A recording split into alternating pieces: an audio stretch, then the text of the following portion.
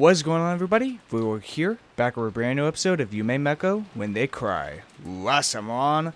We had a bunch of talking and discussing of what to do next. Battler went into the kitchen to talk with the servants to see if they were the ones behind this, but he had a very creepy answer to his questions.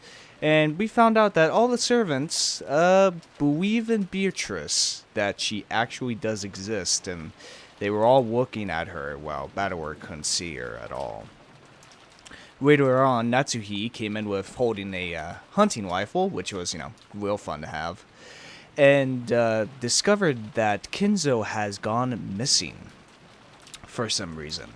Eva then went ahead and accused Natsushi of killing him and putting his body somewhere via the one piece of evidence she put on the doorframe of Kinzo's office, which was a piece of tape, which didn't fall until Natsushi and her went back into the study to try and find him.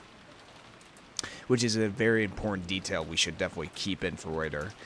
But besides those baseless accusations, we're still pretty much stumped with what to do next and are just waiting for the police to come by anytime soon here, But, they're probably going to come and, it's all going to be fine. Everything's just going to be dandy when the police come here and, they're the ones that are going to investigate this and solve everything. Everything's just going to be fine and dandy. So,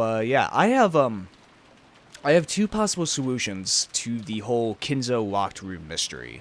If the tape on the doorframe didn't fall off until, Natsushi and Eva went back to Kinzo's study, that either means, one, Kinzo waited for them to open the door back up, and while they were investigating, he went out the door while they weren't looking, or two, Kinzo is still in the study somewhere. And you know what my bet is? I bet he's in that suit of armor. Because in every background of that study, we do see a suit of armor. So, it's definitely a far-fetched theory, but maybe Kinzo can fit into that suit of armor? Maybe. Someone's got to check, what if his body's there? I don't know. But, let's finally get into it. The parlor was being buried beneath the savage atmosphere.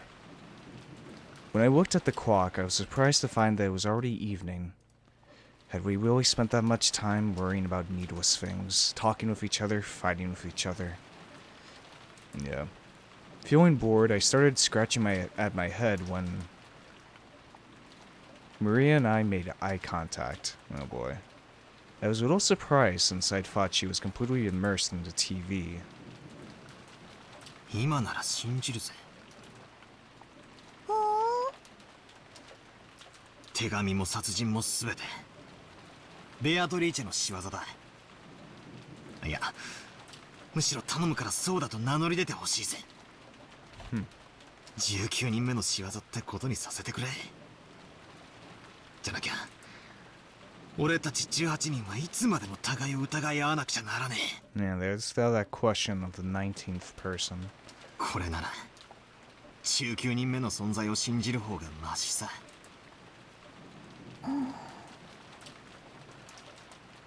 扉も窓も開けずにじいさまを外へ連れ出すなんて、ベアトリーチェならお茶の子さいさいなんだろう。 Maria, after taking a single short breath, hung her head and then raised her face again. そうだよ。魔女の前に扉の鍵なんて何の役にも立たないんだよ。ベアトリーチェは72柱のすべてに精通する。Dang, all 72? 33位のガープは望む相手を望む場所へ瞬時に運ぶ力を与えるし。Guard from One Piece? Damn. 彼女にとってどのような密室に閉じこもった人間だろうと連れ出すことは難しいことでも何でもないんだよ。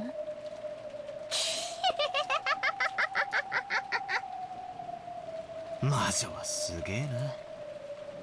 頼むから、もしまだ事件を起こす気なら絶対に人間には無理なことをして俺に19人目を、いや魔女の存在を信じさせてくれよ。ないよ。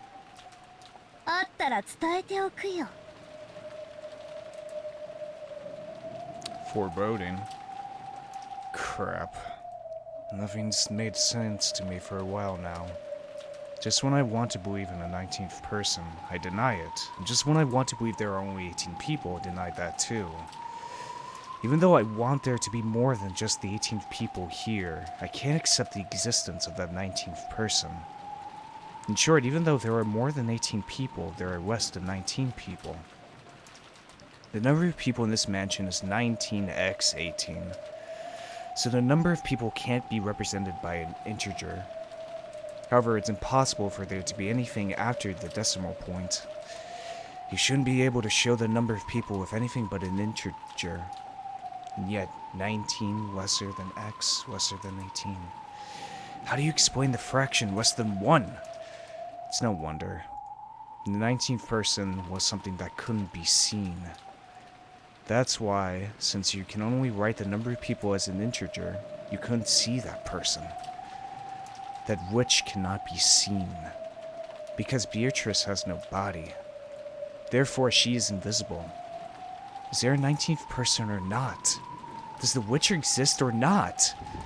19 lesser than x, lesser than 18. The Witch exists somewhere in that x.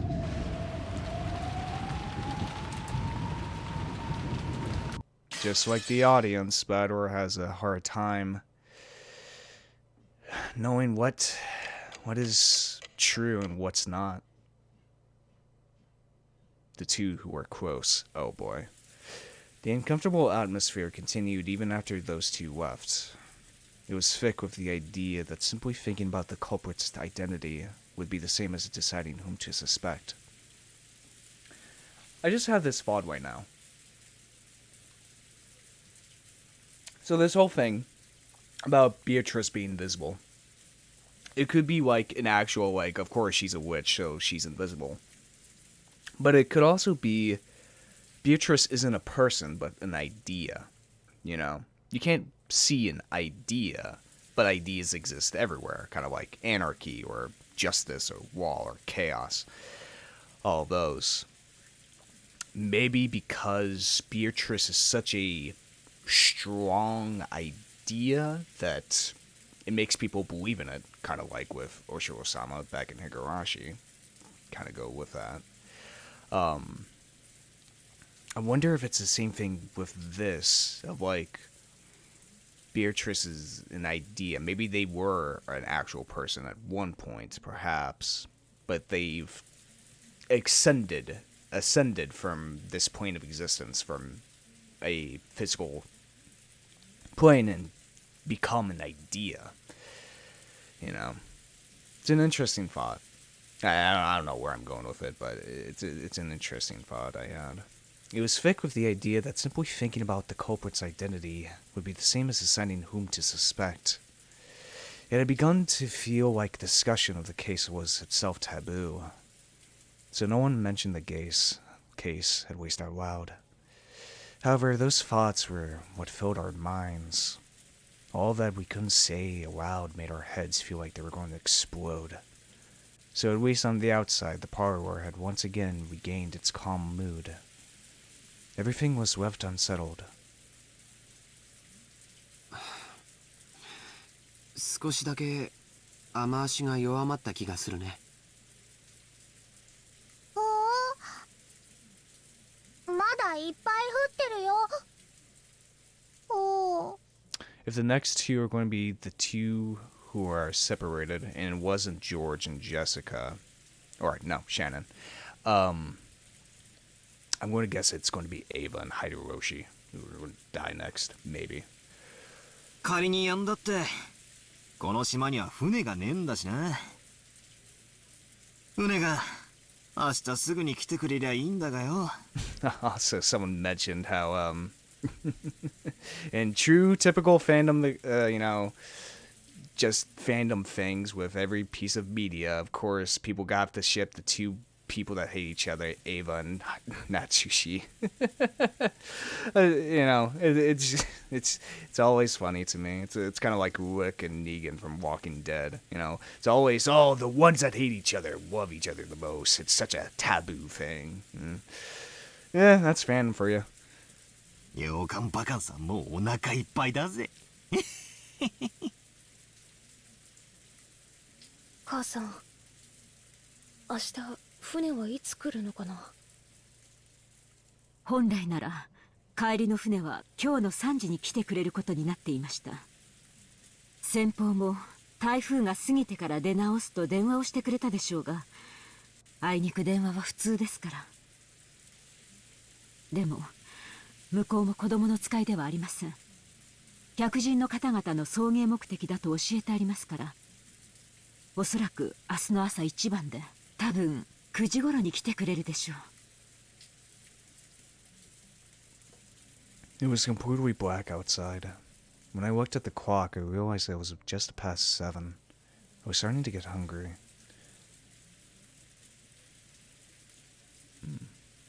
In the kitchen, Kumasawa was cooking enthusiastically. She had laid out a variety of dishes, and while they didn't match the level of Goda's artful cooking, they were still quite gorgeous. It was an act of kindness from Kumasawa, who was trying to enliven everyone's low spirits with some food. Kumasawa wasn't nearly as talented as the professional cook like Goda, but she was far, far from unskilled. On the contrary, since she had been brought up in the fishing village, the simple food she created was sometimes highly praised. Kannon arranged the food Kumasawa had finished creating on plates under her direction. Kannon also helped in the kitchen sometimes, but since he was rarely placed in that role, he was slightly awkward, even though he tried his best. Self-conscious about the fact that he couldn't cleverly arrange the food, Kannon's expression darkened slightly. But Kumasawa smiled as though everything was fine. きれいに盛り付けられてますよ。カノン君もお上手ですよ。シャノン姉さんだったらもっときれいに。Kannon stopped arranging the food for a bit and hung his head. Shannon was the one who always assisted Kumasawa in her cooking. Tonight, Kannon was doing it instead. And as he remembered Shannon's face and her brutal end, he grimaced. 今は忘れなさい。 Genji spoke kindly to Kannon as he advanced upon. Nanjo had escaped from the parlor once the mood had grown sour, and Genji had become his opponent in a game of chess upon Nanjo's request. はい。今は忘れます。それがいいだろう。 Genji purposefully refrained from facing Kannon as he spoke. He did so because he understood it might make things tougher in Kannon if he noticed that someone was looking at his eyes. Nanjo also understood that and held back any thoughtless words. 金蔵さんもどこへ行かれたんでしょうな。 I have to say, Genji is such a I wouldn't say, well, we haven't, been with him for a while, but he's an interesting character I wanted to learn more about. Because from the outset, he seemed like the typical butler type servant, but he always has these little moments of humanity, in a very broad sense of trying to let Kannon be kind of a kid, in all of this. He still has that sense of he acknowledges himself as furniture, as they like to say about themselves, but he still wants Kannon to be, a teenager here and there, and it makes me very, very curious on where that comes from Genji. Is it a simple act of maturity, as he is the older or the senior butler, or is it from a place of something else? ご無事だといいのですが。わかりません。ただ、すべては親方様が望まれ、仕組まれたことのように思っています。そそれを邪推することは親方様にお仕えする家具には過ぎたことです。源氏さんは怖くないのですか？私には今夜まだ何か良くないことが起こるような気がして怖いのです。怖いことなど何も。私はただ後ろ宮家にお仕えするだけですので。Nanjo sighed through his nose and made a carefully considered move. Nanjo was very slightly dubious. Could Kenshi possibly be thinking that he'd be left out of this? Ooh. Interesting. He couldn't even imagine what was happening inside this mansion. But he definitely couldn't deny the possibility that Kinzo had devised something. If you likened this island to chess, Kinzo had opened the game, and as a result, 6 pieces had been defeated. Could it be that Genji was calm because he believed he alone was on the outside of the chessboard, and therefore safe? Nanjo thought about it. Isn't everyone just a piece on this chessboard, lined up equally without any exceptions?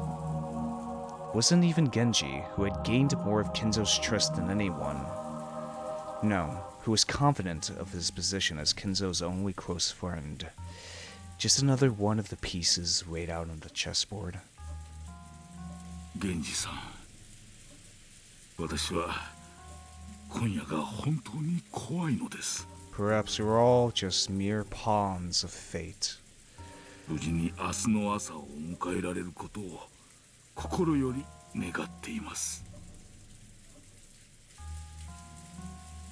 We'll see about that, Nanjo.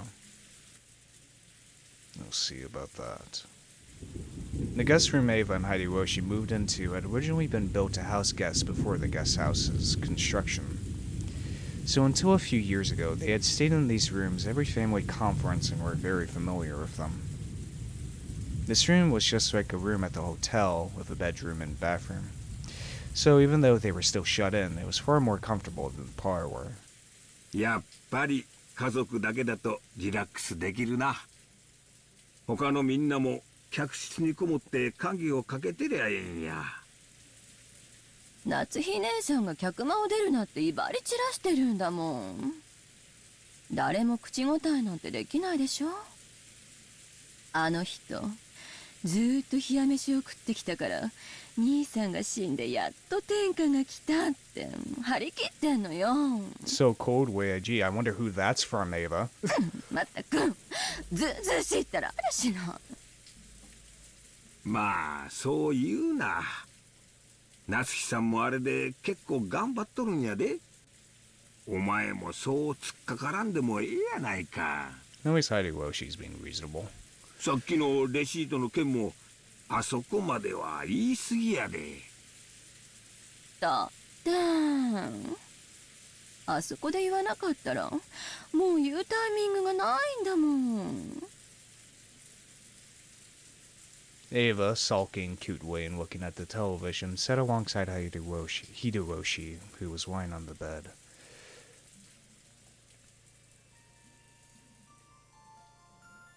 でも、こうして二人きりになるのはずいぶん久しぶりよね。そうやな。思えばわしもお前も老けたもんや。ジョージが生まれてから何もかもがあっという間や。本当にあっという間よ。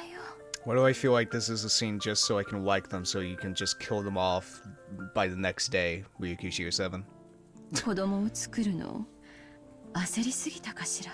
We just had this with George and Shannon, goddammit, and it fucking worked, alright? Ava's eyes looked like they were staring off into the distance. Yes, she had thought of it as a once-in-a-lifetime chance.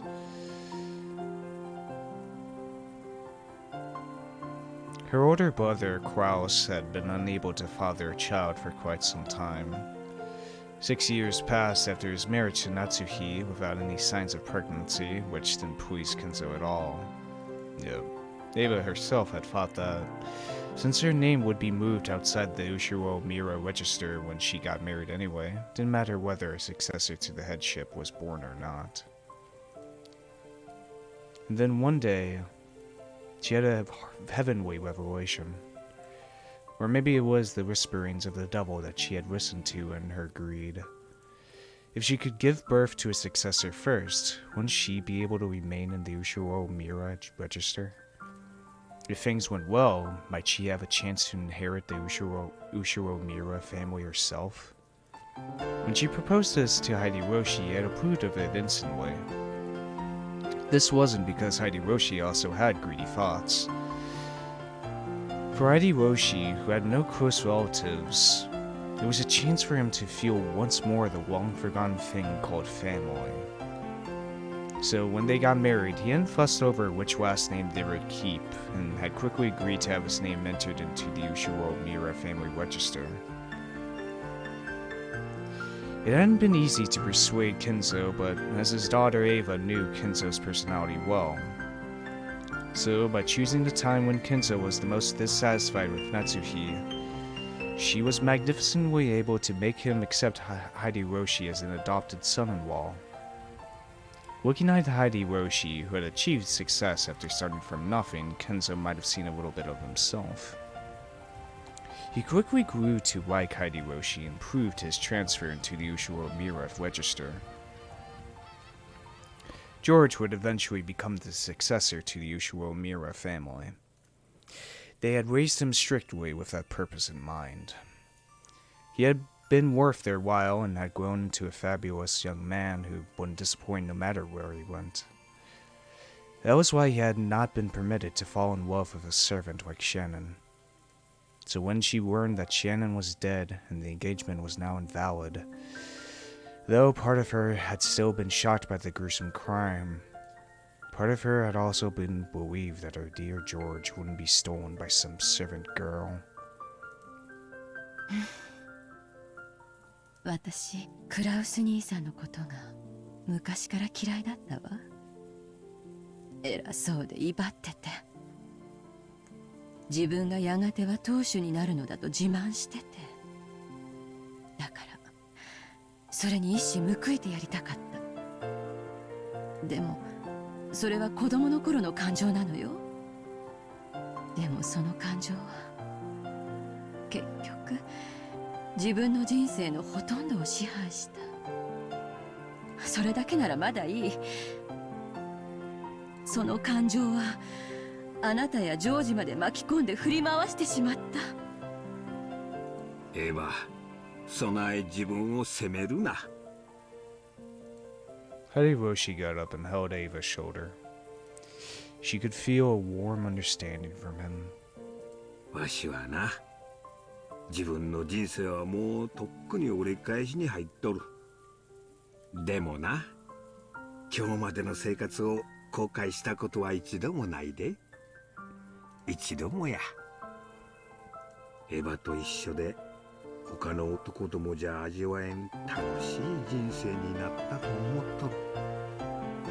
戦争で身寄りを失ったわしにもう一度家族のぬくもりを教えてくれた。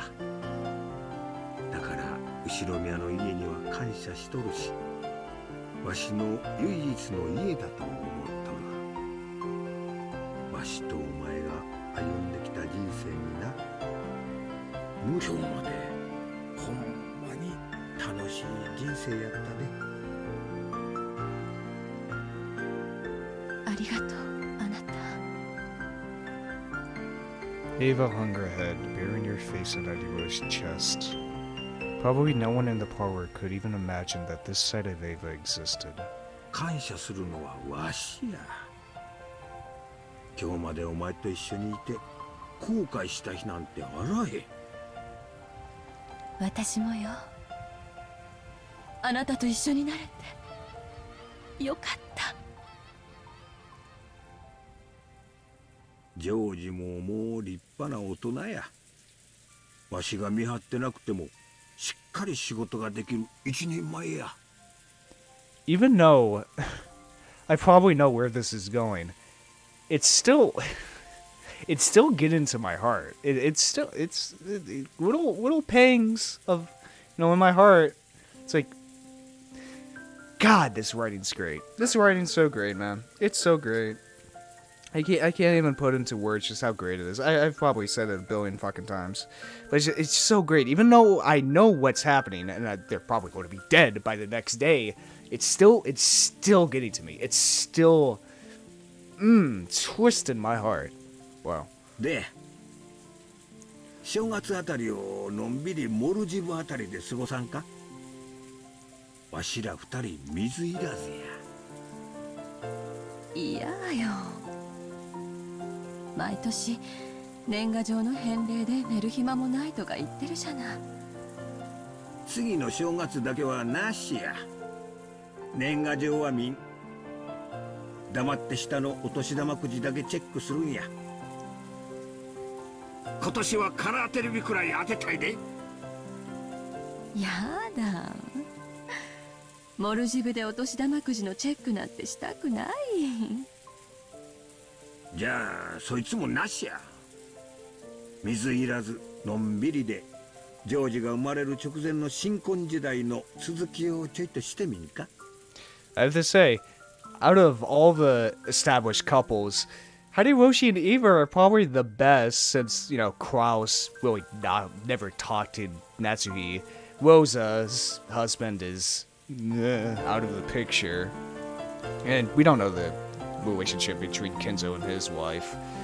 But between we've always seen Hideyoshi always back up Eva, even during the times when she's, very much wrong. He still backed her up, which is, that's a sign of, a good couple, soulmates. It's they're a good couple. They're a good couple, I have to say. I don't know. それならいいわね。モルジブはええとこらしいで。なんもない島に美しいサンゴ礁と水上コテージが並んでてな。新婚時代の続きっていつからなの？仕事納めしたらすぐや。旅行店に聞いてみんとわからんが、多分大晦日前には。いや、今すぐがいい。Eva knacked his lips in a peevish yet flirtatious manner. Oh boy. The only sounds that filled the room were the distant voice of the announcer on the news, which Hideyoshi had left on, and the obnoxious pounding of the rain against the window.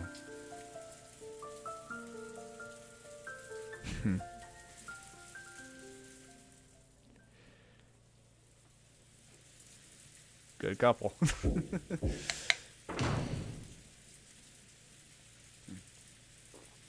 There was a knock on the door, and Kenji-san entered. 奥様、お夕食の準備が整いました。お食事はまたこちらでよろしいですか？ええ。ここへ運ばせなさい。南條先生はまだ厨房にいるのですか？はい。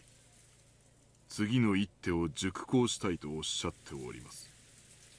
ご安心を。他の使用人たちとご一緒です。源氏さんはじい様の相手ができるくらいチェスが強いもんな。南條先生よりも強いらしいぜ。そうなんだ。昔相手をしてもらったことがあるけど、あれは勝たせてくれたのかな。マリア、もうすぐ飯だそうだぜ。しかしよく一日中テレビを見ていて飽きねえな。うん。いつもテレビいっぱい見てるから平気。マリアちゃんはテレビっ子なんだね。食事だから机の上を片付けないとダメだぜ。Earlier, we had torn several pages out of Maria's notebook, and there was now a mess where everyone had been drawing together. Jessica began cleaning that up quickly. Still, everyone here, we only can't draw for shit. I never guess.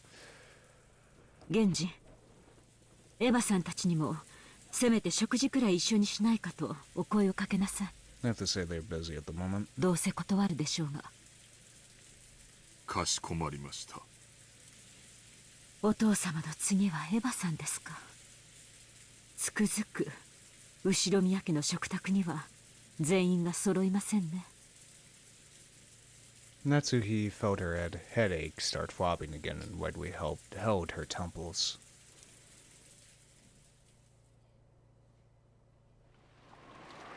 The distance from the kitchen to the parlor wasn't that great, so Genji had come back on himself, but the guest room was a little farther away.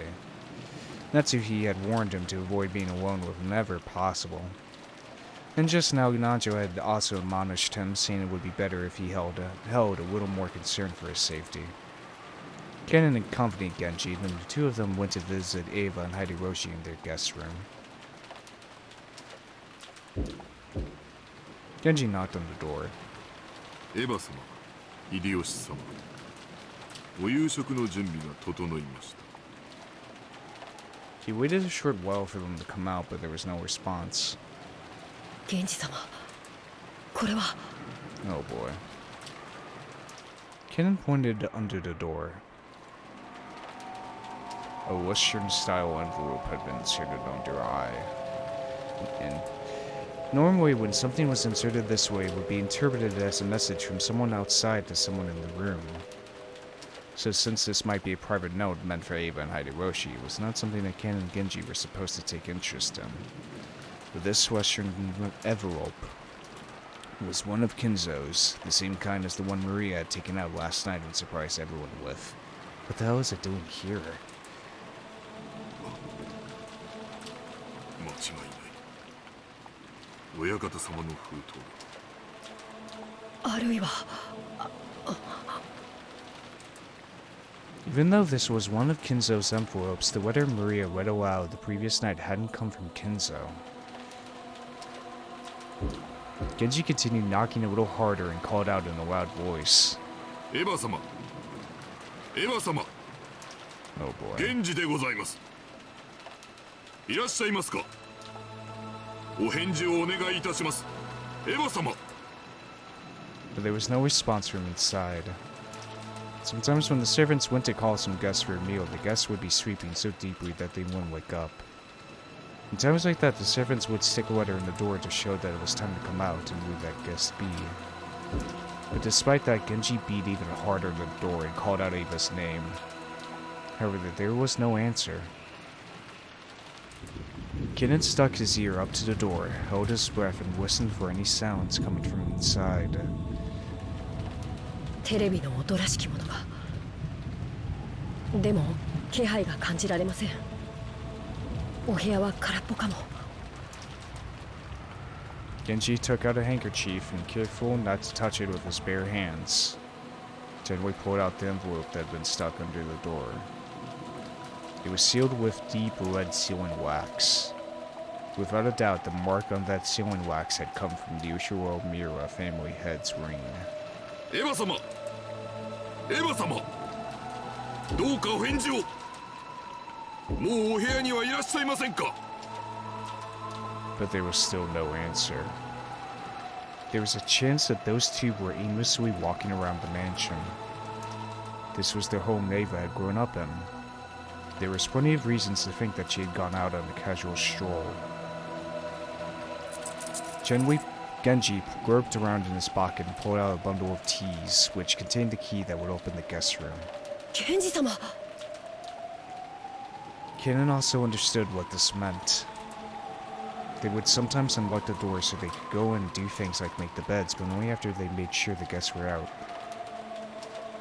No way. Wait, if they're dead, how the fuck is that possible? In the same night? To unlock the door. Wait, if they're dead. To unlock the door for any other reason, and especially to do so when there was a chance the guests hadn't given permission and might still be in there, was an action unbecoming of a servant. But Genji had decided. If the only problem had been that his knock hadn't received a reply, he wouldn't have gone this far. But the envelope under the door was doubtlessly one of Kinzo's. or rather one of the western envelopes of the Ushiro family head. After last night, the sender of this envelope could be someone other than Kinzo. If this letter had been sent by someone else...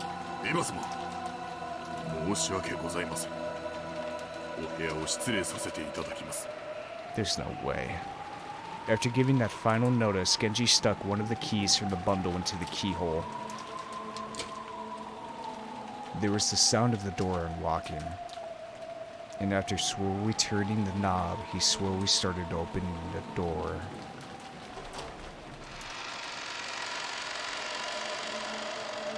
Light seeped through the crack of the door. Were they in the room? Or had they forgotten to turn out the lights? Clank. It was the sound of the door chain being pulled tight. Oh shit, the chain had been secured. The chain couldn't be secured from the outside, so it also proved that they were in the room. The sound of the voices on the TV seeped out of that room. The lights, the chain, and the TV. All these things made it clear they were in the room. But there was no sign of them. Genji called to Eva once again through the crack of the door. But there was no answer. Genji-sama, いかがしますか?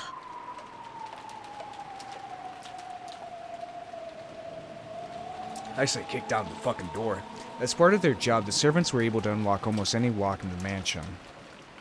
But they had no way to open the door with a chain. The only way to get by the chain was to cut it. That was certainly not permitted as part of the servants' usual work. The creepy chill had already rushed up their backs. Kannon held his breath again and tried to sense someone through the door, but even so, he was not able to sense anyone.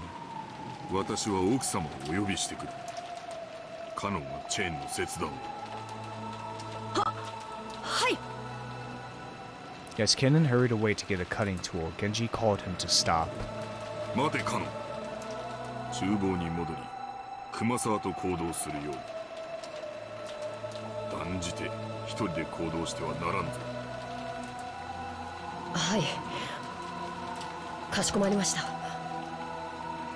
It looked like Kannon was wondering why he had to do something so troublesome in the middle of this urgent situation. But Genji had said it out of weariness. He didn't care what happened to himself. In the worst case scenario, he didn't want anything to happen to Kannon. Oh. In the kitchen, Kumasawa was piling food on the servant cart. But Nanjo was waiting for Genji, apparently wanting to show him a move he finally thought up that might turn the tables on him. But Genji's appearance immediately told him that something was wrong. おや、どうしましたか、源氏さん。南條先生、申し訳ありませんが、この勝負は一度中断させてください。カノンはチェーンを頼む。熊沢、食事の配膳は一時中断し、カノンと同行するように。私は奥様のところへ行く。南條先生もご一緒に。何かあったんですかな。 Genji took Nanjo, who still didn't know what was going on, and quickly left the kitchen. 熊沢さん、申し訳ありませんが、僕と一緒に来てください。何があったんですか、カノンさん。 Kumasawa said almost exactly the same thing as Nanjo, unable to take in the situation, chased after Kannon, who had flown out into the hallway.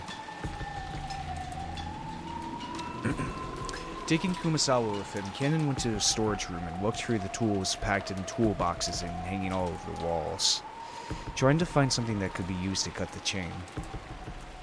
何を探してるんですか？私も手伝いますよ。ドアチェーンを切断するんです。大きめの番線カッターはどこだっけ？ドアチェーンを？どうしてそんなことをするんですか？エヴァ様たちのお部屋にチェーンが中にいらっしゃるはずなのに、お声をかけても返事がないんです。 It took Kumasawa some time to figure out how cutting the chain and Eva and Hideyoshi not answering were connected, but she did realize that this was an urgent situation. これなら多分 Kannon took down a very large wire cutter that had been hanging on the wall. It was called a cutter, but maybe it'd be easier to understand if we said it was shaped like a large pair of pliers. Kannon remembered once being warned that this dangerous tool could easily cut through one of your fingers. Yeah, bolt cutters, yeah. Kannon took that and rushed up the stairs. He already knew instinctively he should fight for every minute, every second to open it quickly. Or perhaps it was already... 待ってください、カノンさん。早く。 Kumasawa eventually caught up with him, gasping for breath with both hands on her knees. When Kannon charged the grip on the wire cutters and looked up at the door, he let out an ah, struck speechless. Oh, shit. What the fuck? 何ですかこれは。 What the fuck? How the fuck is that possible? Kumasawa screamed weakly, her face pallid. There was no surprise. Because right there, on the door, just like the magic circle that had been drawn on the shutter of the Rose Garden storehouse, there was another eerie shape drawn with a blood-like paint. How the fuck... How the fuck is that possible? From the... It shouldn't take more than, like, 2 minutes to go down from... Like, I don't think it's a big mansion. So how the fuck... Especially an elaborate design like this. How was someone able to draw this in, like, let's say 3 minutes? What the fuck? However, it would be odd to call this one a magic circle. More like a doorway. Because unlike what most people would expect, it wasn't a circle with shapes drawn inside it, but a slightly more complicated geometrical shape. However, those strange characters filling in the gaps which weren't from the alphabet were the same kind as the ones on that magic circle on the shutter.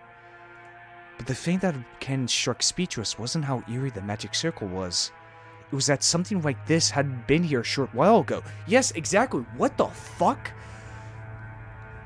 First, he had taken a trip back to the kitchen. After that, he'd gone to the storage room to grab a tool and headed right back. Put those together, and it couldn't have been more than 5 minutes. How could someone add something this creepy during that period of time? And as though it had just been drawn, almost like the door itself was breathing, several unsettling vertical lines slowly dripped down, getting longer and longer. Just been drawn? How the fuck is this possible? Kumasawa's knees gave way, and she sank down on the spot. If Kumasawa had done this first, then Kannon surely would have wanted to. Beatrice...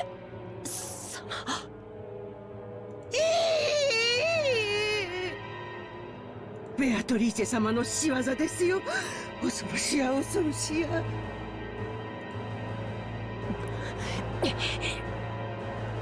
Kannon gulped and readied the wire cutter and approached the door. He didn't want to get close to the disturbing magic circle, and he really didn't want to touch the steadily dripping substance that looked like blood. But if he didn't get close, he wouldn't be able to cut the chain. I was going to say, maybe the person who, murdered Eva and Hideyoshi was still in the room, but how the fuck could they get out? If the damn wire, well, I mean, they could unchain the door, then go out, draw it within fucking, I don't know, 3 minutes, and... I mean, how would they get back inside and fucking bolt the door again? I mean, bolt the door. Chain the door again. Fighting this cold feeling, he gulped again, and after gathering his courage, he went even closer, putting the wire cutter up against the chain. He then pressed with all of his strength, managing to cut through the chain far more easily than he anticipated. The cut chain fell into 2 separate parts, which continued to clang as they swayed back and forth. カノンさん、足元に封筒が。しかもこれは親方様のもの。 Still there. It looked like Kumasawa had also noticed the western envelope at the bottom of the door, and that the sealing wax had been sealed with the head's ring. Kannon hesitated for just a second over whether he should open the letter first or check inside the room, but he eventually decided on fulfilling his original purpose. Oh god. Kannon pulled a handkerchief out of his pocket. This was so he wouldn't leave fingerprints on the door. If his worst fears were realized, the police would want to investigate this room too. He slowly pushed the door open. He was able to more clearly hear the sound of the television, which had been seeping out faintly this whole time. Eva-sama. Eva was lying face up on the bed. On the bed with her shoes still on? Kumasawa, who had fearfully entered after Kannon and who was hiding behind his back, screamed a short eek again when she saw Eva like that. Eva's shoes had been the first part of her that Kannon had seen, so the oddness of wearing shoes in bed was the first thing to strike him. Oh boy. But when Eva's head shifted into his line of sight, Kannon couldn't help but let out a short scream like Kumasawa. Right in the middle of Eva's forehead, something had been placed. Something was glowing there? What? No. Right in the center of her forehead. Was it an old-fashioned knife? That or some weapon like it was sticking out. Oh, shit. I keep seeing golden slaughter as golden laughter. Just something to say. At the base of where it was struck in, blood dripped down, staining the sheets on the other side bright red. Kumasawa's knees gave way once more and she sank down on the floor. Her mouth kept flapping open and closed, but she couldn't even scream.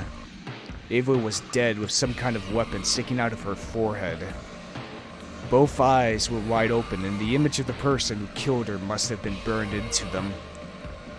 But the only mouth capable of naming that person had been shut for all eternity.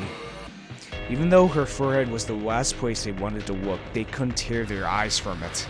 Where's Hideyoshi? Right there, the weapon was struck into Eva's forehead, standing almost perfectly upright. And on the handle was a complicated design that you wouldn't expect to see on an ordinary weapon. That thing could be summed up with the word occult. It was a vulgar object with a design that might have been of some demon. Hideyoshi-sama. Hideyoshi-sama! Eva was on top of her bed, but the other bed was empty.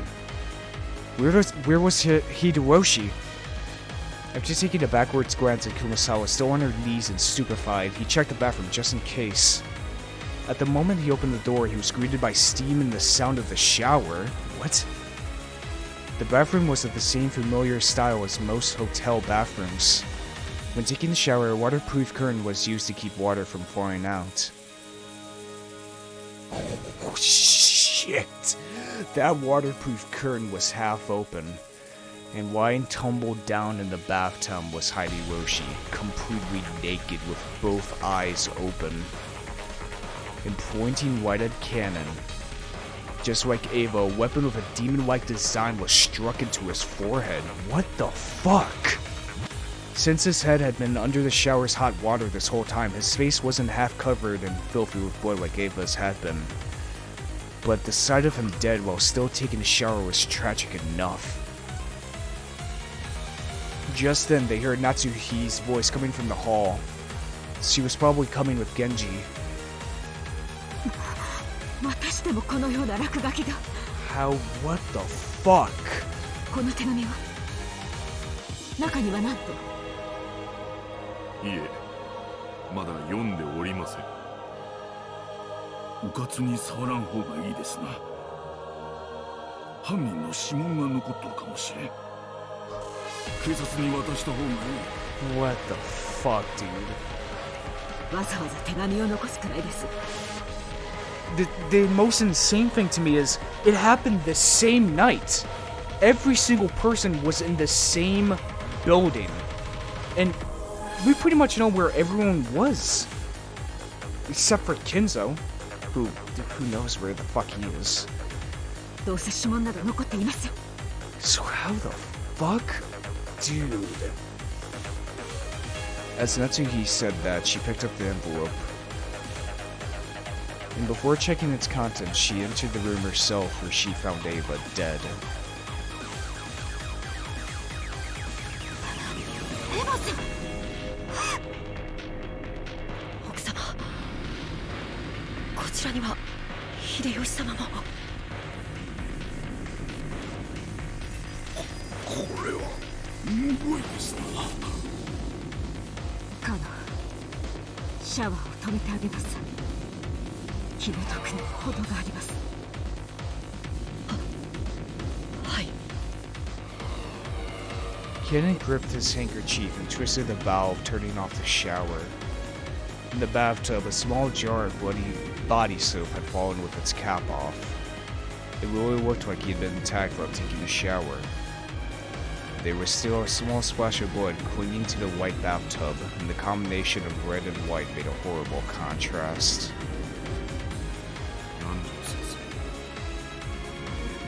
わかった。市販は出た。守護工場も始まったな。It hasn't, rigor mortis hasn't begun? おそらく殺されてから1時間経ったかどうかというところだろう。しかし、このような柄の短い凶器で頭蓋骨は考えられん。Nanjo checked their pulse and their pupils, making certain of the deaths once more.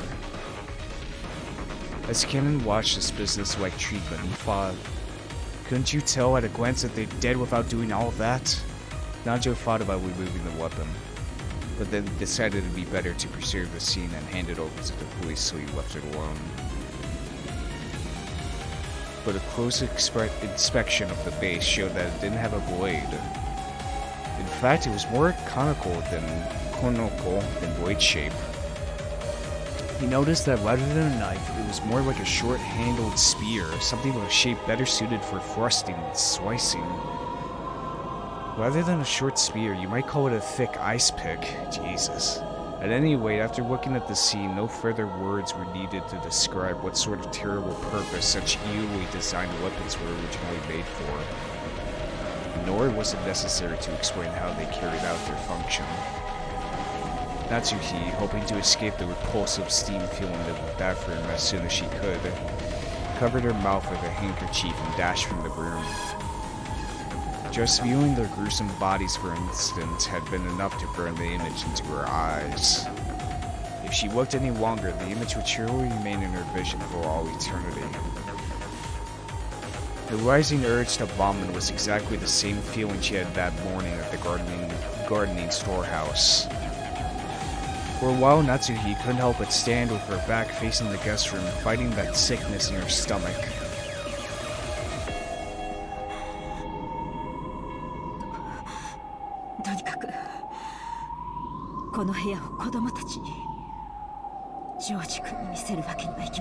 Jesus.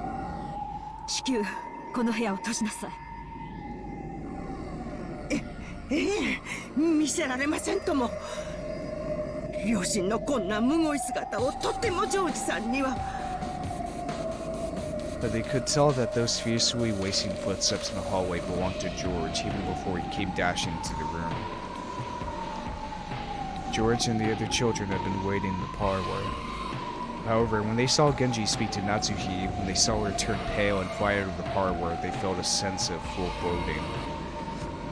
And when they saw a large group of people gathered along the guest room, they were sure of it.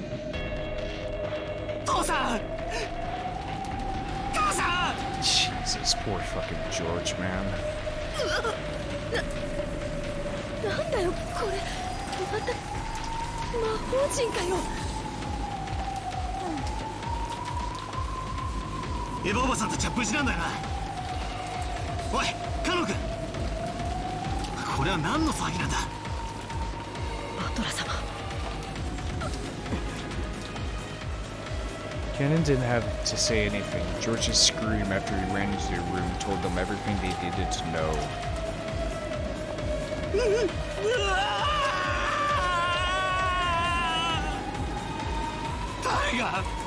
誰がこんなことを。殺してやる。殺してやる。ジョージ君、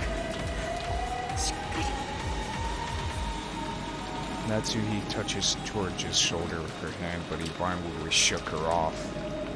George fell over beside Eva and buried his face in the bed in front of his mother's face, wailing. Then he pounded on the bed with his fist over and over again.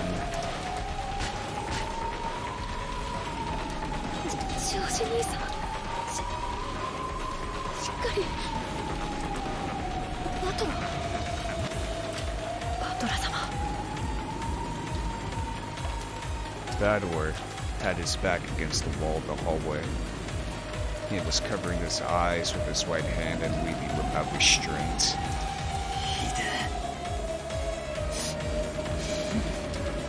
He did. 心に決めた女を婚約した次の日に失った。同じ日に親父とおふくろまで殺されるなんてよ。 Man, what the fuck did George do to deserve this shit, man? あんまりにも無謀じゃねえか。 Of course, it's sad when anyone dies, no matter who it is. But to Bador, those left alone by the deaths of others were far more worthy of pity. Everyone here now had lost someone close to them. George wasn't the only one to be pitied. However, George's pain was far greater than everyone else's. そりゃよ、人はいつか死ぬぜ。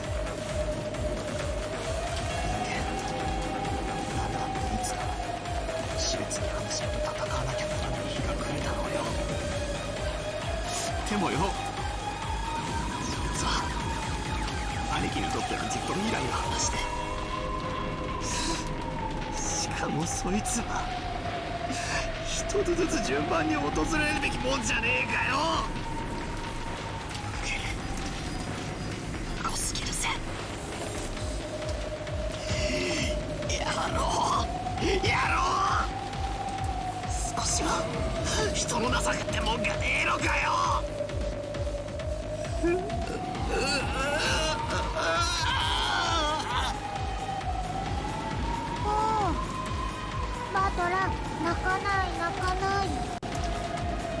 Maria tried to comfort Bador in a mechanical-sounding voice. Bador violently wiped his tears.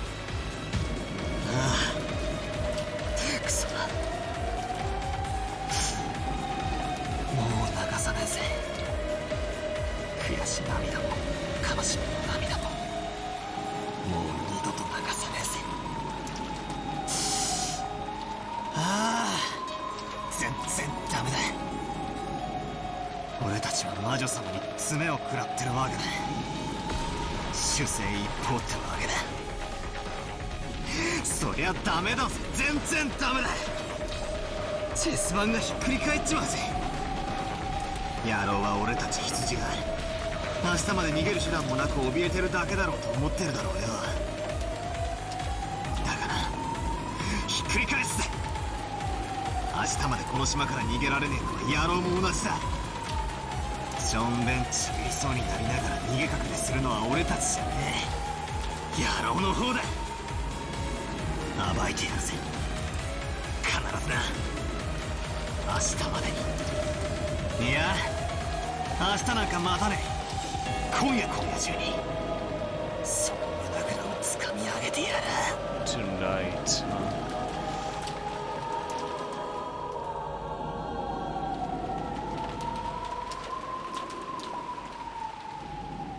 Son of a bitch, man.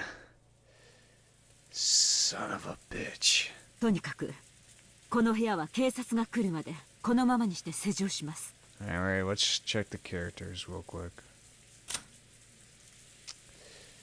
before we continue on. Found in the bed of the guest room, inside the mansion with a weapon resembling an ice pick having been rammed into her forehead. The windows and door to the room were locked from the inside, and even the chain was set. No way could a human have killed her. An impossible way. Found in the bathroom of the same guest room that Eva was found in, with a weapon resembling an ice pick having been rammed into his forehead just the same as Eva. You can't see either of them by looking through the gap of the door while the chain is set. Can't see and can't reach. Go on. Could a human have killed them then? Fuck. Shit. How the fuck, man? Oh my god. It's insane to me. Like, as soon as I feel like, I got a grasp on... Actually, before we continue on, where is it? The epitaph. On the first night, 6 chosen by the key. On the second twilight, those who remain shall tear apart the 2 who are close. Those who remain shall praise my noble name. Praise my noble name, huh? Tear apart the 2 who are close. Damn, I didn't expect it to be the same fucking night.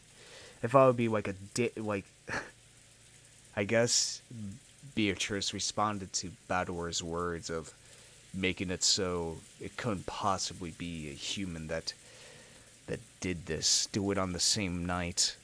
Do it within a possible time to make that incantation on the door. Make it so it's a locked room. Complete locked room. Oh, shit, man. What the fuck, dude? Fuck, man. What the fuck? I got nothing. What the fuck? いいですね。 Natsuhi announced it as though she didn't care whether they agreed or not. If anyone had a right to object, it would have been George, but he looked as though he'd shed enough tears. George nodded slightly, still facing away from the others, and when he stood up, everyone else agreed too. Natsuhi still hadn't opened the western envelope with the family head that she picked up. How is this possible? God, it's so insane because it feels like such a twist on just mystery novels on themselves, Like, what's the first murder case within, like, a murder mystery? Oh, it's usually, like, one body, and then the detective has to show up and investigate it, and then, along the bug, maybe there are other murders to spice up the novel. But within this, the first murder is 6 fucking people. Then, the night of that same murder, 2 other people are killed. This, like, there is not enough time at all to even, like, think, of, like, trying to devise, like, a possible way of, like, how the fuck the first 6 people were murdered, since we already have another fucking case of 2 people being murdered within a locked room. It feels like such a like more fast-paced murder mystery of, like, it's saying go, go, go, and it's so interesting. And, like, it's all just going so fucking fast, like, in a good way. I don't feel like it's very much intentional. I feel like it's very much intentional to shoot out these murders. Boom, boom. The first murder hasn't even been solved yet. In usual murder mystery novels, it's like the detective's about to solve the first, murder, on the train or the cruise or wherever. Like, he's about to solve it, and then there's another murder. That's like, oh no, there's been another murder within the train. We gotta figure this out. But at least we have some idea of what could have happened with the first body. With this, we got no fucking idea of what's going on, dude. Holy shit. Oh my god. It's so crazy. I have to say, it's... compared to Higurashi, this is much more like, it's fucking... just gets to the point. With Higurashi, it's very much... the intention was to make it more slow-paced. Well, with here, it's like the complete opposite. Of, like, bam, bam, bam, And they both work. They both work within their stories, So far. I don't feel like, it's going, like, it's a fucking roller coaster or anything like that. I still feel like, you know, I'm still on Wales, and I still know where I am. But it's fucking crazy. Natsuhi still hadn't opened that western envelope of the family head that she'd picked up. Did I read this already? Maybe. But now that they decided to leave this room, she decided to unseal it in the parlor where everyone could watch. As soon as they walked out into the hallway to head back to the parlor, some of them immediately felt something out of place, or maybe sensed something strange. Oh boy. 答えよ。マリアもわかるか。こりゃ何の匂いだよ。ひでえ匂いだぜ。 Maybe it's from the two dead bodies. When everyone sniffed the air, they did notice a horrible burnt smell drifting through the hallway, one that none of them had smelled until then. Burnt? 私ちょっと厨房を見てきます。火はちゃんと消したはずなんですよ。 I swear to God, if we find another fucking dead body. After noticing a burnt smell, it was natural that Kumasawa, who had just been using the burner in the kitchen, suspected that her own slip-up had caused it. Kumasawa had hastily dashed away. Kannon, 熊沢と行きなさい。一人にさせないように。はい。 After nodding in Genji's order, Kannon followed after her. He wasn't wanting, but as he followed her, he tried to search for the cause of the smell in other directions as well. 臭い。これは確かに鼻が曲がりそうな匂いですね。しかし換気のために窓を開けてもいいものか。 Oh god, it's Kinzo, isn't it? Natsuhi was reluctant to open the windows in a situation where self-defense was so important. 換気扇を回させましょう。窓を開ける必要はないと思います。上司の兄貴、話しかけても大丈夫かよ。犯人を探す相談なら構わないよ。 It seemed that George had managed to climb out of the abyss of sorrow. All that filled his chest now was the quiet flame of hatred towards the culprit who had stolen the lives of the one he loved and his beloved parents. 部屋にはチェーンがかかってた。さっき構造を見たが、とても外から細工できる代物じゃねえ。つまり完璧な密室だったってことだ。そうなるね。バラ庭園の倉庫の時はシャッターの鍵を使用人室からこっそりと持ち出したのだろうとか、あるいは複製の鍵を持っていた可能性とか、いくつか方法が想像できた。でもチェーンは違う。チェーンは一般に浸透した施錠方法の中で最もシンプルに密室を構築できる。チェーンだけは物理的に破壊しない限り外からはどうにもならないぜ。じゃあつまり犯人は扉からは出入りしなかったってことなのか。こりゃ面白いや。 Unless the culprit was let in by the people inside. つい数時間ほど前にも扉以外でどうやって部屋から出入りしたのかってみんなで騒いだ気がするぜ。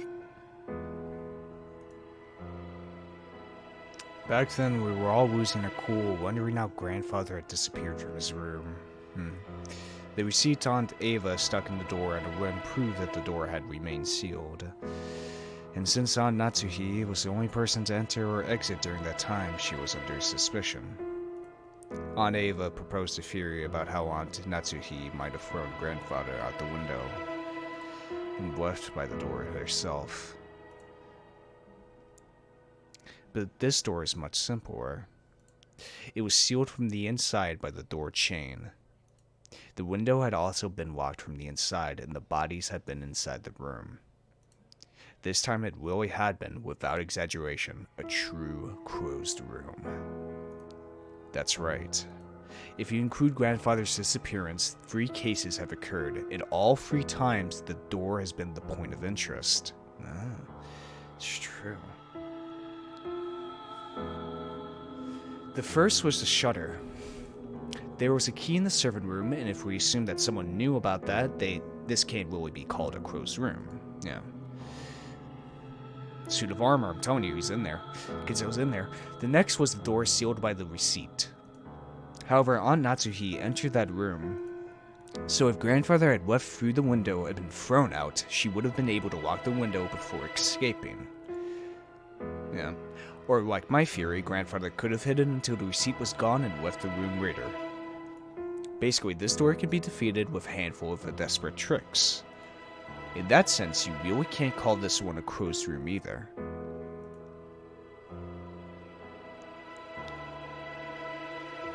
Now we have the door sealed with the door chain. Finally, we have to give up. The window, the door, everything had been locked. It was a perfect crow's room. The first had been a crow's room because everyone could be suspected. The second had been a crow's room because Aunt Natsuhi could be suspected. But this time, no one could be suspected. This was a perfect crow's room because the door chain formed a seal that blocked everyone equally well. Here's the only thing that could possibly, here's my only theory, that a person could have possibly done this. That someone, that either Eva, probably Eva, you know what? Eva, heard someone she knew and decided to open the door for them. Unlock the chain and let them in. And this person, whoever it was, the 19th person or one of the 18, probably one of the 18, that would contribute to the 18 theory, that there's no 19th person. But anyway, she let in this person. Then this person with the 2 ice picks, let's just call them ice picks, killed both Eva and jumped Hideyoshi within the shower. Then, they heard within this time, well, they had been dead for an hour. So the only problem with this is the damn incantation on the door that what we know for a fact wasn't there when Kannon and Genji first went there. So how I explain that is the culprit was inside the room for however long since the murders of both Eva and Hideyoshi. And maybe they could have swept the Western letter underneath the door and make it seem like it was placed from the outside, perhaps. That's possible. But they waited until Genji and Kannon left, and they unlocked the door. The problem with that, the biggest problem with this theory, is how the fuck did the person close the door and chain it back up from the outside? Like, how you're unable to do that. There's no way you can chain the door from the outside. That's the biggest problem with this theory. That's the one I know for a fact. That's the biggest problem with my theory right now. Is how the fuck did the person go back outside and chain the door from the outside while they were writing up that incantation on the door and then left? That's the biggest fucking hole in my theory. That's the biggest hole. But that theory is the only possible way, at least in my mind, with the information we have, that I can possibly see a person still be able to do this. It's not impossible. It's not impossible. I tell you that. This was a perfect closed room because the door chain formed a seal that blocked everyone equally well. なら、犯人は室内に入らずに犯行に及んだ。部屋の外から何らかの方法で。確かに。チェーンである以上、人が通れるほどは開けなくても多少の隙間を開けることができる。ノックして顔を覗かせたところを襲うとか。No. いや、甘いか。甘いよな。エヴァおばさんの遺体が扉のすぐそばだったならそれも考えたぜ。 But she was previously placed on the bed. だがエヴァおばさんは部屋の奥のベッドの上。 And Hideyoshi was dead within the shower. しかも秀吉おじさんはバスルームだった。チェーンの隙間からでは姿を見ることもできねえし、手を伸ばすこともできねえ。ちくしょう、全然ダメだぜ。さっぱりだ。 Something was tugging softly at my sleeve. It was Maria. おお、満足？満足って No.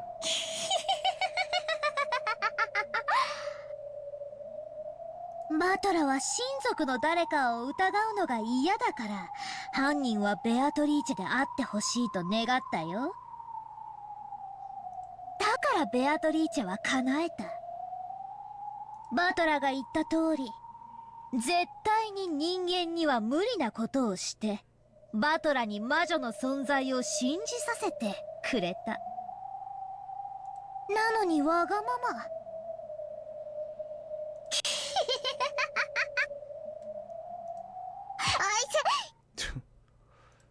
I tapped Maria, who was laughing unpleasantly, on the head with my fist.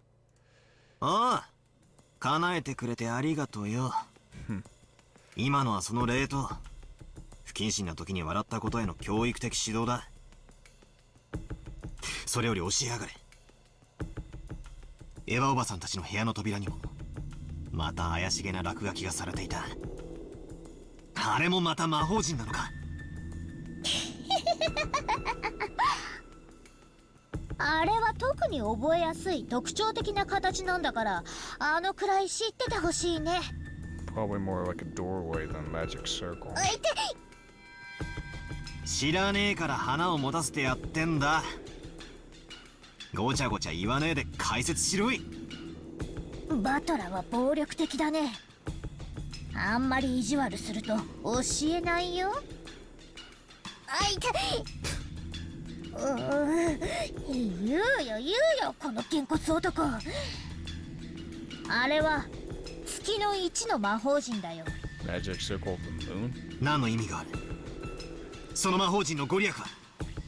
書かれてるヘブライ語の意味は？記されているのは旧約聖書詩編第107編の16節。 Guys, I'm gonna have to read the Bible in order to understand this game. I know this is a completely long time to say, but guys, I'm going to have to take a 2-week break from Umineko. I have to read the Bible, both Old and New Testament, in order to understand it. Also, Dante's Inferno, too. Or the, Dante's Inferno and the Divine Comedy. 主は聖堂の扉を破り、鉄の栓抜きを打ち破ってくださいました。魔法陣の効用は2つ。1つはいかなる方法によって閉ざされた扉でも開くことができる。そりゃ便利な魔法だぞ。exactly. つまり魔法の力に頼らなきゃ開けぬ密室の扉っていう魔女様のアピールってわけか。もう一つの効用は開かぬ扉を八方塞がりの事態に見立て扉を開く。難解な事態の時に用いることでそれまで思いつきもしなかった解決策を与えてくれるんだよ。 A way to get out. 平たく言うと観察力や洞察力、ひらめきや直感を授けてくれるんだね。ベアトリーチェはバトラごとき人間風情にこの扉の開き方がわかるものかって挑発してるんだよ。 It's not impossible, alright? God damn it. I know for it. It's not impossible. There's a way. There's a goddamn way.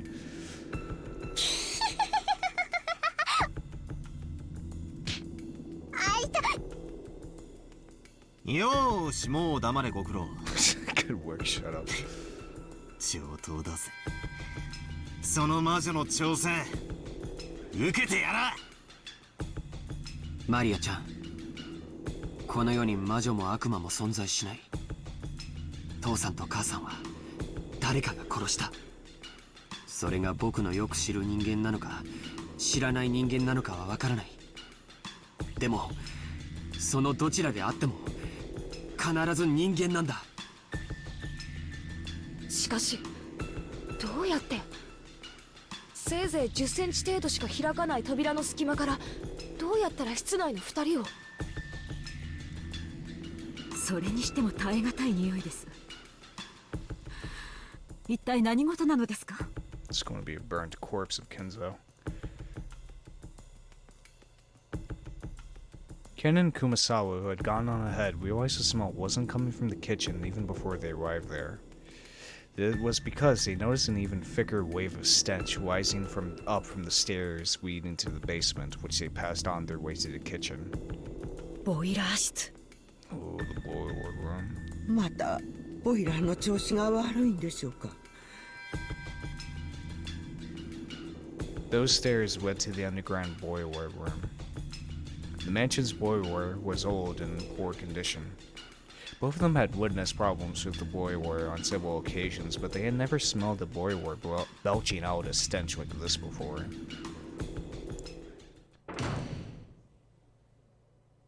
Swam. 今の音は。 Oh shit. The thing they heard from the basement was definitely the sound of a door closing. What the fuck? Kumasawa had phrased it as a question, but she already knew it couldn't be anything else. Also, Kannon is freaking the fuck out. Kumasawa was so surprised at the sound that her knees gave way yet again and she cowered. After all, at that very moment, no one could have been in the boiler room. Oh shit. Just a few seconds ago, everyone had been crowded together around Eva and Hideyoshi's room. So who caused the sound of the door closing just now? Kannon-san! After taking a second to sort out the situation, Ken ran down towards the basement. Oh fuck. Since they heard the sound of a door closing just now, then there was no sign of anyone coming up the stairs. The person who closed the door had to be inside the boiler room now. 19th person. If the boiler room had been a dead end, Kannon wouldn't have rushed in so hastily. But Kannon was a servant, so he knew. There was 2 entrances to the boiler room, one that opened to the mansion and one that opened to the courtyard. If it didn't chase them now, they might slip away. Kumasawa reached the same conclusion that long after Kannon did, but she couldn't let him go alone. If the thing in the boiler room was the culprit, an opponent who had easily killed 6 adults in the first murder, then no matter how Kannon confronted them, he wouldn't be a match. Of course, with this argument, even if Kumasawa joined him, it wouldn't change anything. At any rate, after the way, Kumasawa decided that she mustn't let Kannon go alone, and she rushed down the stairs. Oh, fuck.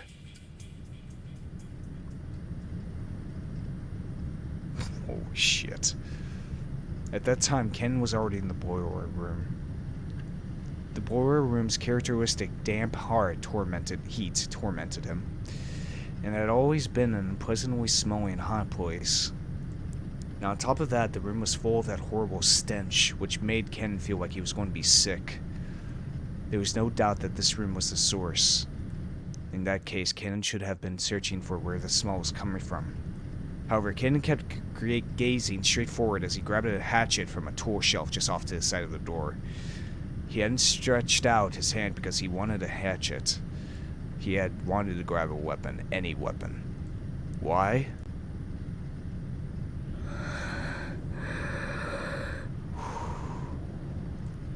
Kannon gazed into the darkness where the naked white bulb couldn't pierce.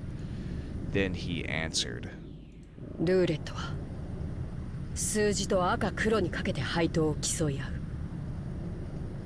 だが赤か黒かのようなリスクの低い賭けはその程度の配当しか与えられない。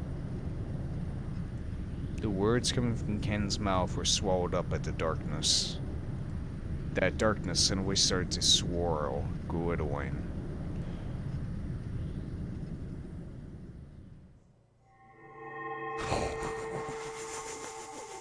Fuck.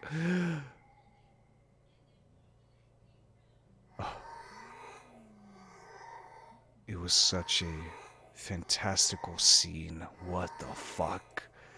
golden sparkling butterflies that hid in the shadows all over the boiler room flapped their wings, twinkling beautifully, and gathered in the darkness, disappearing.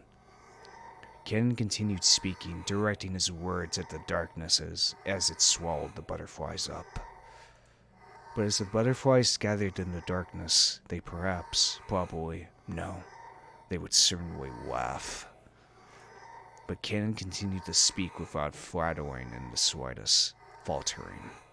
逆により的中率の低いかけ方をすればそのリスクに比例した配当が与えられる。親方様は天文学的なリスクを的中できることを奇跡と呼び、その結果得られる天文学的な配当を魔法と呼んでいた。親方様とお前がどんな魔法を求めてルーレットに挑んでいるのか、そんなことには興味ない。しかしお前は忘れている。ルーレットには赤でも黒でもない目が出うることを忘れている。Roulette has a special pocket called Zero, which means that the house takes everything in certain variants of the game. This means that all of the coins bet on the table will be swept up, just as though everyone has forfeit. 僕は一つだけ心に決めていた。もしシャノンが殺されて僕が生き残るようなことがあったなら、この身を投げ出してお前のルーレットを全て台無しにしてやろうと。Yeah, Kannon! これは親方様が決めたルールでも、ましてやお前が決めたルールでもない。このルールは僕が作った。僕はもう家具じゃない。お前のルーレットのゼロなんだ。Cannon's face twisted with humiliation. It was clear that his defiance against his own weaknesses was being ridiculed somehow. Cannon's brows creased even further, and a fierce expression that he'd never shown to anyone appeared on his face. The hand grasping the hatchet was shaking. His sweat became drops which slid downward. It was clear that the emotion causing Cannon's hand to shake wasn't just anger. However, Kannon suppressed that emotion. 僕はもうお前の言葉に惑わされたりはしない。 A shriek again. 悪魔のルーレットはこれでおしまいだ。 Probably Kinzo. 地獄にてさらに1000年。次の召喚者を待つがいい。ベアドリーチ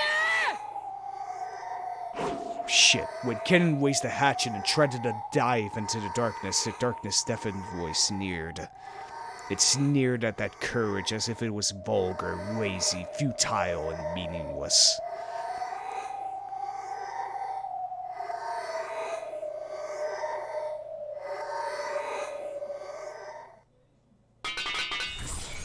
The fuck?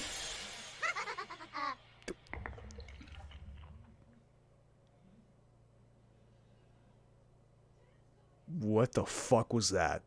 Kannon, his hatchet still held aloft. Couldn't take another step after that. With a clang, the hatchet that he'd been grasping fell and rolled on the floor. And following that with a pair of thuds, Cannon's knees hit, left, then right. That hand, which looked like it was trying to catch the sky now that the hatchet had been dropped, gradually lowered, landing on his chest. Then the other hand did the same.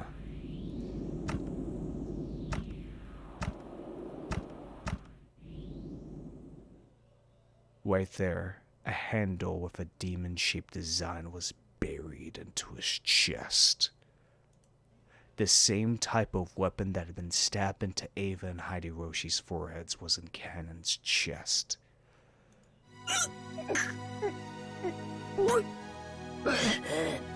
What the fuck?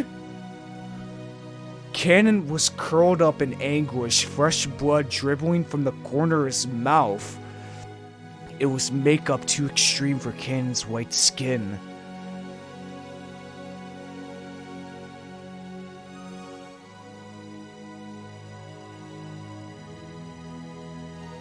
Around this scene, the glittering gold butterflies danced through the darkness, mesmerizing. It was a beautiful, beautiful dance, a funeral march of tribute, ridicule, and contempt for a single boy's self-sacrifice. Kannon had already been prepared for his own death, but although he could do nothing but accept the death he had received, he attempted one last measure of resistance. He gasped for the handle of the weapon sticking to his chest with both hands. And gritting his teeth with an acute, unearthly pain, he pulled it out.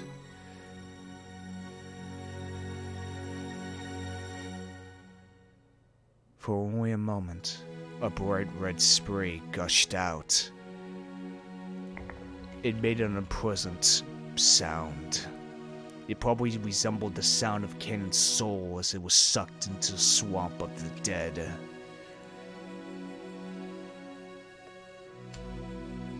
Kannon-san? What? Dude!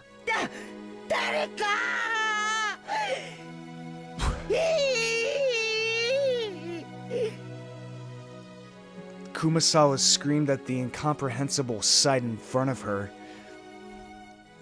Kannon was lying in a pool of blood. Kumasawa's heart was a complete mess. Ah, what horrible fate. He wouldn't have been killed if I had been with him. Ah, what incredible luck. If I had been with him, I might have been killed too. As she screamed, her expression was filled with complete confusion, and all the muscles of her face were pulled up, almost as though she was smiling while crying. But no one could have made fun of an expression like this. Dude! What the fuck? I can't. I'm trying to process. What the fuck just happened? What? What the fuck? We just saw someone die. We just saw it. We saw it. What the fuck? The first one to dash in was Natsuhi holding this fucking episode is insane. Badoer and Genji dashed in after her.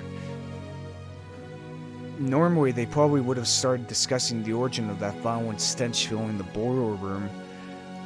But after they saw Kannon, who was lying on the ground as if he were drowning in an ocean of his own blood, the stench wasn't important anymore. Kannon! Genji, Nanjo-sensei, ここに!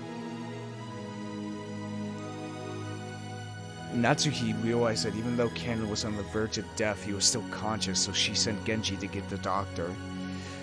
Natsuhi, holding the rifle aloft, faced the darkness in the center of the boiler room and shouted, そこに隠れているものは何者です!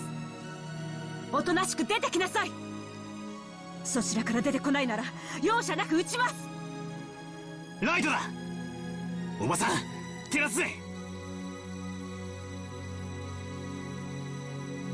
Badoer, thinking quickly, took a large flashlight from the tool shelf alongside the door and used its light to cut through the darkness Natsuhi was glaring into.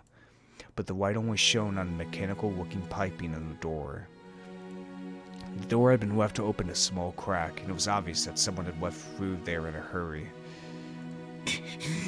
夏代おばさん、あの扉はどこへ? ゲンジ、あの扉はどこに通じているのですか?中庭です。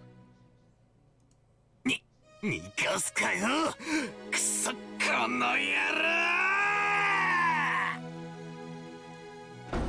Badoer let out a war cry as he slammed into the door. Cool air from outside suddenly rushed in. There was some thin, rough stairs leading up. Bedouin ran up there shouting. 待ちなさい、バトラ君。一人では危険です。 Natsuhi was also rushing up the stairs, chasing after Bedouin. They were in the courtyard. The courtyard of the mansion had been built strictly for widening purposes, so it wasn't a very elegant place. Because it was surrounded on all sides, the air was calm and completely undisturbed, even though they could hear the sound of strong winds. There was only the gentle, sorrowful rain. As she ran through the cold and scattered raindrops, dashing up the stairs into the courtyard, Bedouin looked in every direction. Of course, the odds of him finding a suspicious silhouette just standing around nonchalantly were pretty much zero. Bedouin spun, looking all around. He turned again and again. He kept spinning until he almost lost his sense of direction. He prayed that he would see the culprit somewhere in the scenery, but there was no chance. All he saw as he spun around was more and more of the mansion's heartless walls and windows. Furthermore, there were two entrances into the mansion from the courtyard, and neither of them were locked. Because the courtyard couldn't be entered from outside the mansion, the doors had been built without locks. He didn't know which one they had left through. He had to give up. Bedouin pounded the wall with a fist, swearing. バトラ君、一人で先走ってはダメです。バトラ君。 Bedouin pressed his forehead against a wall, which he scratched at with his fingernails as he cried. 畜生畜生畜生エヴァおばさんに秀吉おじさん、さらにカノン君かよ。6人も殺しやがった。飽きたらずさらに3人も殺しやがった。ふざけるなふざけるな。エヴァおばさんも秀吉おじさんも昔からいつも優しくしてくれる愉快なおばさんたちだったじゃねえかよ。カノン君とは昨日会ったばかりだが、きっとこれから仲良くなれたと思うぜ。なんで殺したんだ。どうして人ってのはな、殺しちまったらな、二度と生き返らねえんだぞ。タケノコみてえにひょいひょい生えてきちゃ来ねえんだぞ。どうして殺すんだよ。どうして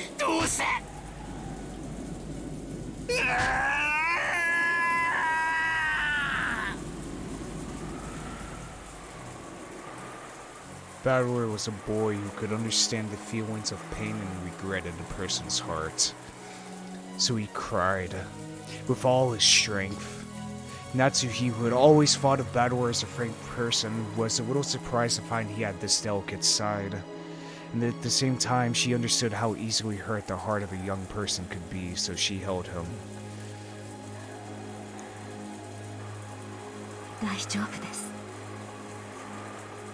あなたもジョージ君もマリアちゃんもジェシカも私が絶対に守ります。母として、そして後宮家の代表として。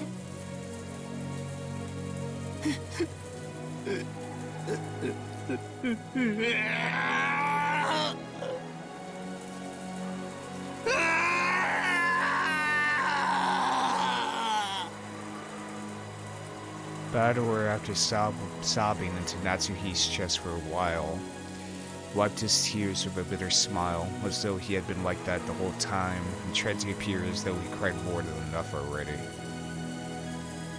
とにかく一度下に戻りましょう。犯人を探すより自分たちの身を守る方が最優先です。明日になれば船が来る。そうすれば警察がやってきて全てを白日のもとにさらし出してくれるでしょう。犯人がどうあがこうともこの島から逃げられるものですか。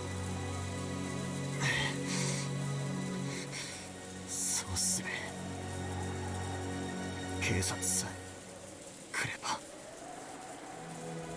When the seagulls cry, the crime will be solved.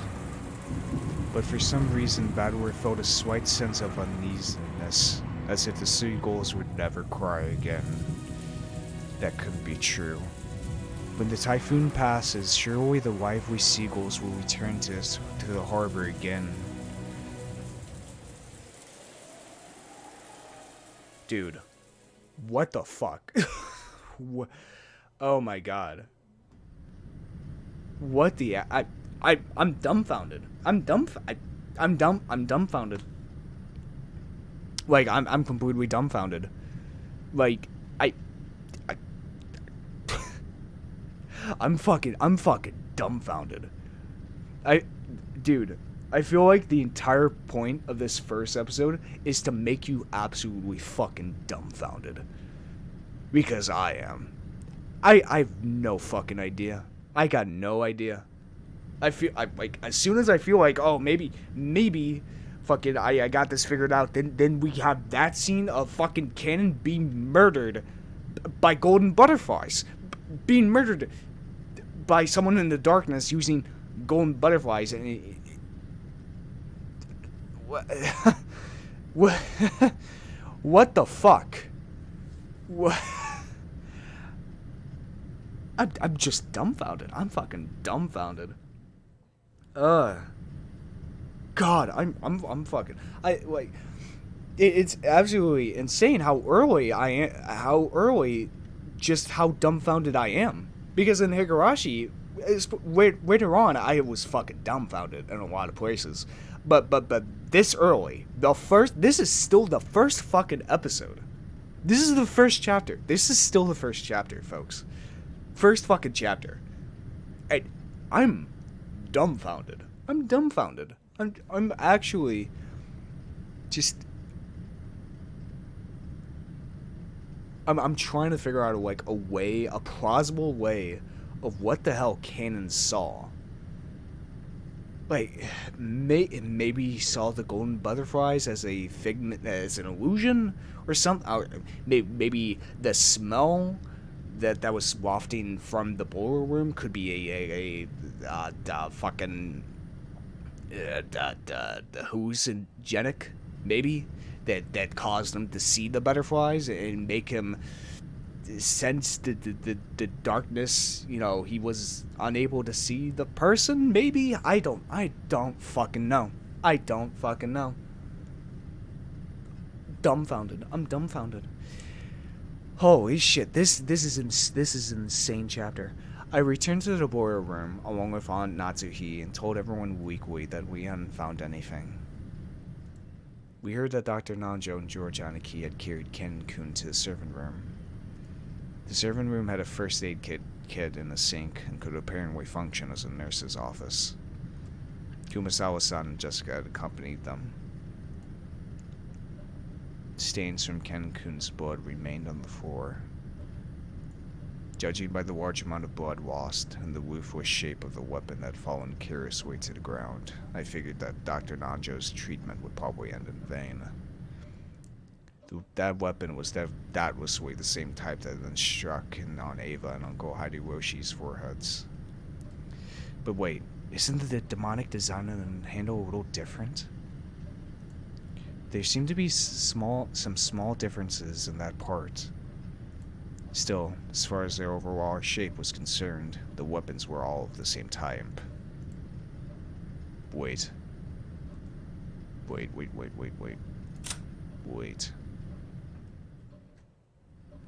Gouge the head and kill. Gouge the chest and kill. It was referring to these daggers. Eva and Hideyoshi both gouged in the forehead. Kannon gouged in the chest. But what the hell does the twilight mean? If it's not nights, because this is happening way too, fast for twilight to be referred as night. So could it possibly be referring to hours instead? That would be the only thing that would make sense. What the hell is twilight anyway? I'm gonna look up the definition after this in order to figure this shit out. What exactly is Twilight? Though it seemed brutal, we left the weapon stuck into Aunt Eva and Uncle Hideyoshi to preserve the crime scene. So this was the first time we were able to have a perfect view of the entire weapon. As we had expected, the weapon was not blade like a knife, but shaped like an ice pick, gouge, instead of stab, or rather a thin stake. And it had a spiral-shaped pattern, sort of like a jewel. It looked like something that might be driven into the hearts of human sacrifices in some demonic ritual. Including the handle, it was 25 centimeters long. Half of that was a stake-shaped part, which was stained with deep red blood. The length of the blood-stained part made it clear just how deeply it must have penetrated into Kannon-kun's chest. But Aunt Natsuhi and the rest didn't even look at the weapon, and instead stood in front of the incinerator, where the horrible stench was enunciating from. They must have dragged out that thing which had been burning in the furnace. It was still smoldering and kept sending out dense waves of that awfully unpleasant smell. Genji-san and Maria stared down at it. Natsuhi probably couldn't stand to look directly at it. She kept shaking her head, her back to it.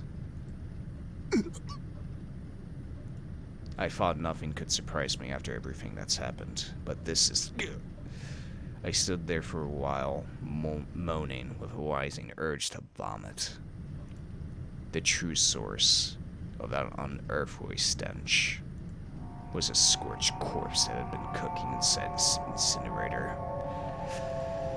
The clothes, the surface of the body, and the hair were all hideously burned. That grotesque corpse was in a state where not the face, nor the age, nor even the gender could be guessed at. Damn. But when I thought about it calmly, I realized that a corpse appearing at this time could only be one person. It was grandfather, who had disappeared that morning and whose whereabouts had been unknown. おそらく親方様だと思います。私も同感です。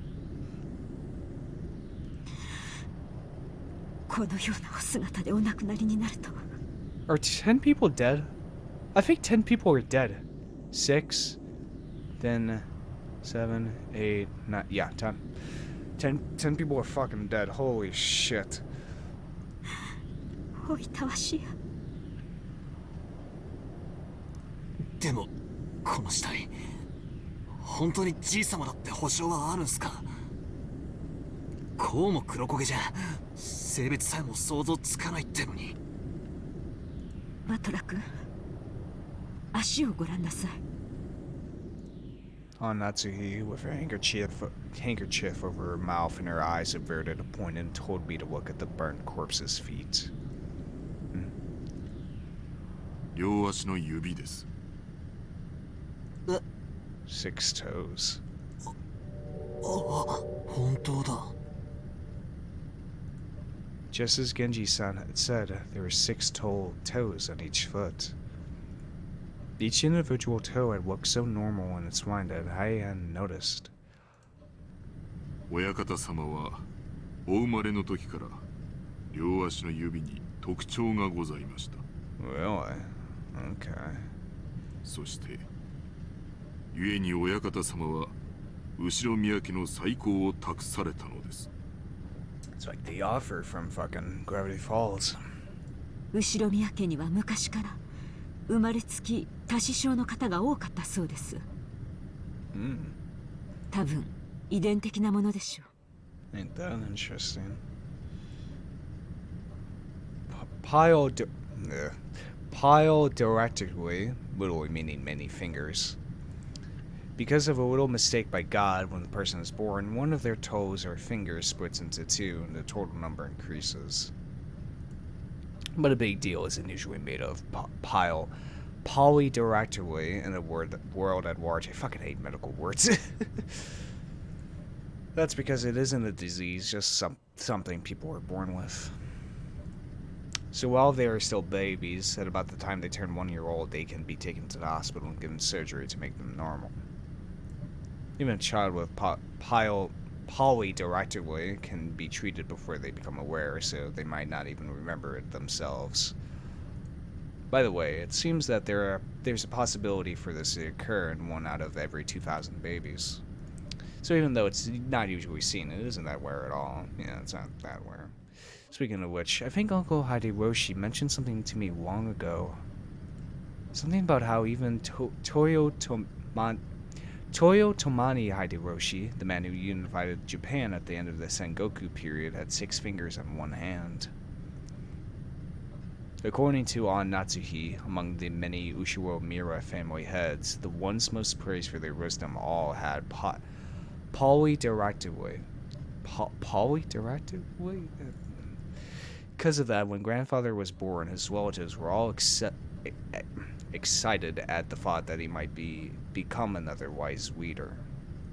And when the weeding relatives all died in the Great Kanto earthquake, it was apparently argued that grandfather should be the one to restore family, because of the auspicious sign of this birth.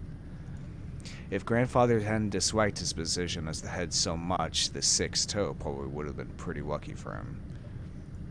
Come to think of it, I've heard about some country where it's believed people who have polydactyly should be treated as gods and revered. This is besides the point, but it's fairly common in mystery novels for a corpse to be burned to hide its identity, yeah. But I guess in grandfather's case, just toasting him wouldn't be enough. And grandfather's body was not simply burnt, was it stabbed? It was just like Aunt Eva and Uncle Hideyoshi in the thing that had been stabbed into Ken-kun's chest. One of those demon ice picks, where's it stabbed at, was stuck into his forehead? 指に当主の指輪がありません。昨夜の手紙の通りということですか。We still haven't read that fucking letter underneath the doorway. Ushiro Mira Kinzo, burned in the incinerator, with a weapon resembling an ice pick having been rammed into his forehead. The old mage's wish shattered, ungranted. This is but one possible result of the gamble he always knew was not in his favor. What I find so interesting, I keep coming back to the epitaph, but offer the 6 remain, those who remain praise my noble name. Gouge the head and chest, stomach, knee, leg. But why stab 3 people in the forehead? If we're following this epitaph, why 3 people? Why gouge their forehead? Instead of, following the damn epitaph, which is stomach, knee, and leg. Why gouge 3 people's foreheads?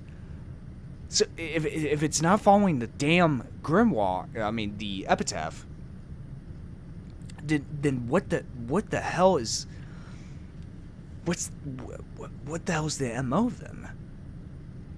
If they stabbed 3 people in the head, what determines they changed their MO? This person, the Beatrice or who the fuck it is by this point. Why change it from? They probably killed Kinzo first, then killed Hideyoshi and Eva by stabbing all of them in the forehead. But why kill Kannon by stabbing him in the chest? Because it refers to twilight? What the hell is the twilight? It isn't days. It isn't nights. It's not nights. We know that for sure now. It's not nights. Is it possibly hours? That's the only thing that would make sense. It doesn't state how many people you have to gouge the head. Doesn't state that at all. But why do it 3 times though? And why change it up for Kannon? Oh, the more I try to figure shit out, the more it's like, what the fuck? What the fuck's happening? You know, every line of reasoning, I just, what the fuck? お父様、さぞやご無念でしょう。 Natsuhi-san let her head droop and closed her eyes tightly.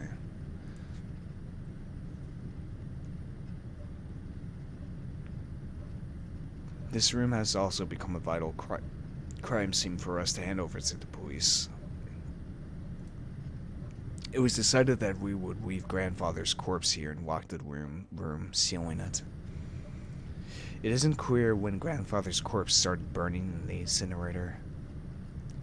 Since, according to Genji, the strength of the flames hadn't been that strong, the body must have started burning a long time ago. So that stench could slowly creep out of the furnace and fill the room bit by bit, eventually pouring out and climbing up the staircase. Putting aside whether he was aware or well done, damn, grandfather had been brought out, killed, and burned, even though he had started out locked away in the closed room created by his auto lock. There's probably no doubting this. However, according to Genji-san, the boiler room is usually locked. The possibility that someone outside our group had sunk and committed the crime was overwhelmingly high, and there was also a good chance that this person was walking around with something like a master key. After all, the doors and windows throughout the mansion had been checked, but despite that, the culprit was able to strut around the mansion freely. Jesus, man. Does this crime confirm that a 19th person exists? There's still that contradiction, since they're trying to tout their existence without ever showing themselves once. Along with Kirei-san's chessboard theory, I've been using this contradiction to deny the existence of a 19th person. By spinning the chessboard around once more, the very fact that this crime makes it perfectly obvious that a 19th person exists means that the existence of a 19th person is even less plausible. As long as that 19th person doesn't show themselves in front of us. If the culprit could get grandfather out through the door sealed by the receipt, if they could kill Aunt Eva and Uncle Hideyoshi from the other side of a door sealed by a chain, then they could possibly go so far as to create a fictional 19th person through strange tricks and devices? If we still want to believe that the culprit is among the 18, then the list of suspects has grown very short. The four of us kids on Natsuhi, Genji-san, Kumasawa Bachan, and Dr. Nanjo. One of these people has to be the culprit. Wait, we can't be sure of that.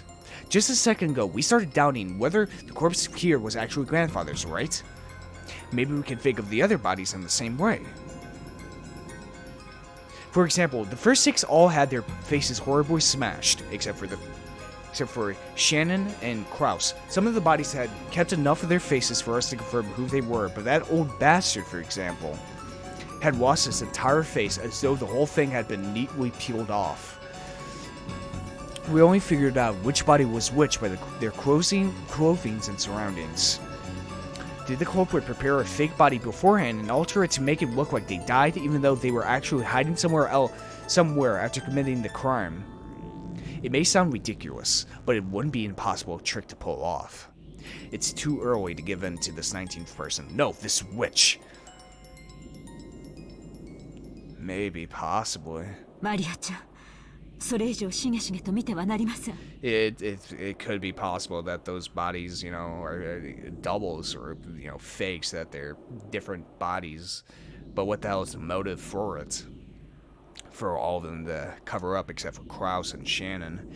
We have quote-unquote Kinzo's body here, who's burnt to a crisp except for his feet. But, as we just mentioned before, extra fingers aren't that rare at all within people, so it's very possible you could just kill another person and put them in the furnace. We don't exactly know it's exactly Kinzo. We do know for a fact that Eva and Hideyoshi are dead. We know that for a fact. That's them. That is 100% them, no doubt about it. They're dead. So could it be... Maybe it's Kraus. No, not Kraus. Rudolph. That's doing this in order to gain the money? Perhaps by pretending he's a witch? Because he did say, Rudolph. Alright, I keep thinking back to this. Rudolph did say, but the night before he died, he says he was going to die soon. Why the hell would he say that? Why would he say that? And we also, nearby the same time, Krau showed Natsuhi the golden bar as well, signaling that he was going to die as well, and that he wanted Natsuhi to know about the golden bar for some reason. Maybe they were in on it. Maybe. Eva and Hideyoshi weren't in on it, but Kirei, Rudolph, Kraus, they were in on it. And Goda as well. So does that mean Shannon and Kraus sacrificed themselves for the Switch for a reason? And the others have to stay alive in order to perform more of the tasks? And, you know, once their first task was done, they went to Kinzo and talked to him about it. I'm making a lot of assumptions. I know I'm making a fucking shit ton of assumptions. 100%. But within this fucking episode, you're going to have to make a lot of fucking assumptions because we don't got much to work with, man. We got barely anything. I don't know. I don't fucking know. I'm just, like, this episode, like, there's a foundation, but with every single murder that passes, there's not a single thing I can stand on. There's not, like, a definitive thing I can say, like, we know this 100%, you know? The only things we know 100%, Hideyoshi and Eva are dead. Cannon's probably dead. Shannon and Kraus, most likely dead. That's the only things we're sure about. That's the only true things we know, and that their room was also locked. There's just so much. There's so much to this, you know. I love it. I love it. It's making my brain twist and turn in so many goddamn directions. I can't have steady footing in this. さあ、バトラ君もカノンの容体も気になりますし、いつまでもこのようなところにはいられません。戻りましょう。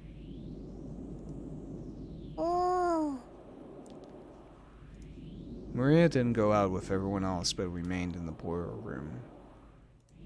The thing she was staring so fixedly at probably wasn't grandfather's body, but the demon's ice pick sticking out of his forehead. It was probably the sort of item that enthusiasts couldn't bear to ignore. I tapped her on the head. Oi, Maria. ベアトリーチェの目的は何なんだ？俺たち全員の命か？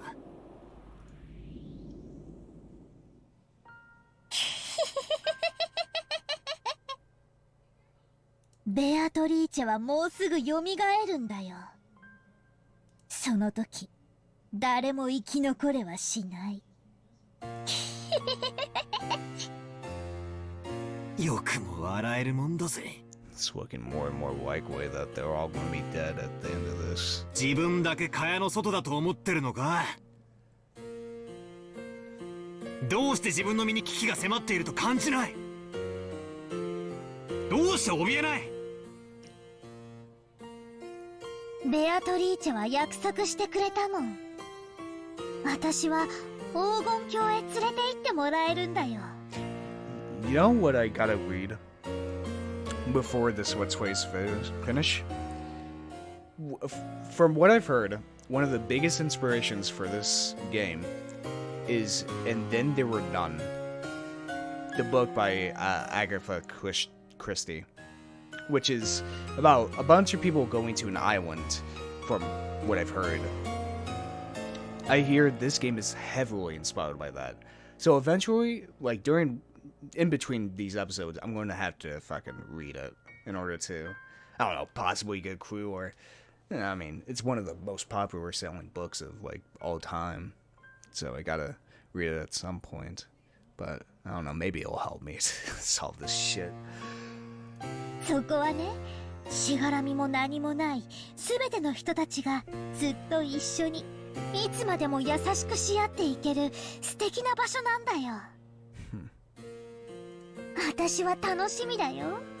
Golden Land. その時はもうすぐだもん。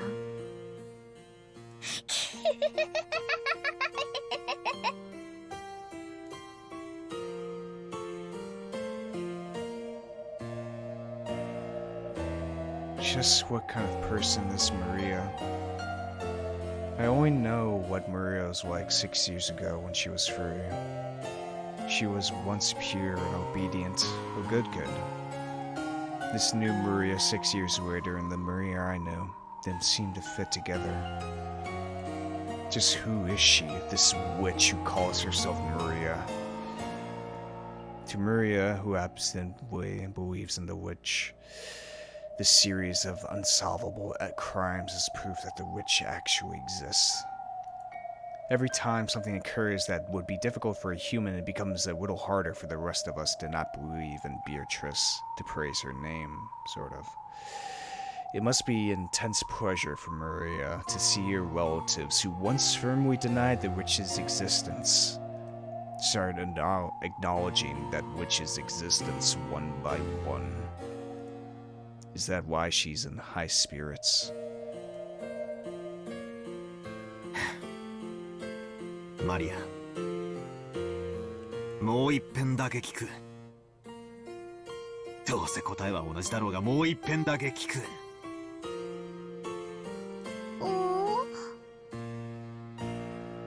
お前は昨日マラ庭園で手紙をもらった。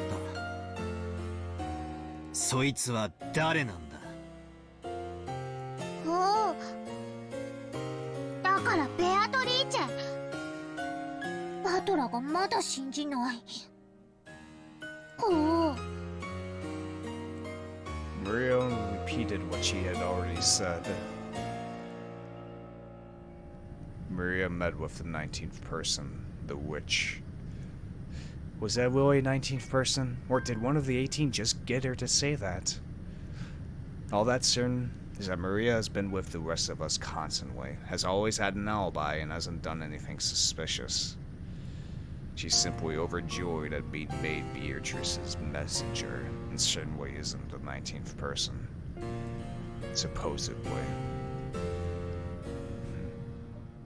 That's right. I wonder what's written in the letter we picked up on Eva and Uncle Hideyoshi's room. While Natsuhi should still have it with her. We better read it quick before we're all fucking dead. Holy shit. Holy shit, man. God damn. Oh, we got another thing. In the end, yeah, Cannon's dead.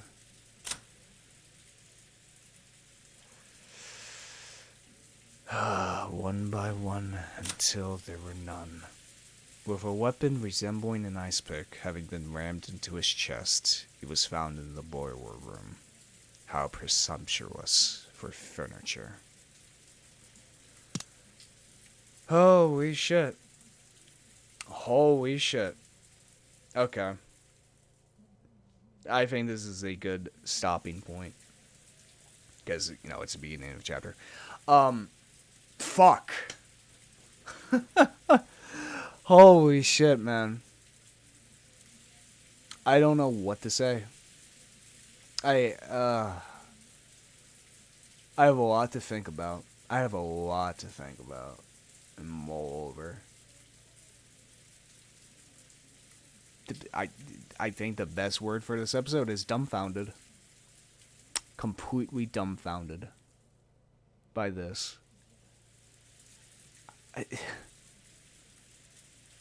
I got no idea.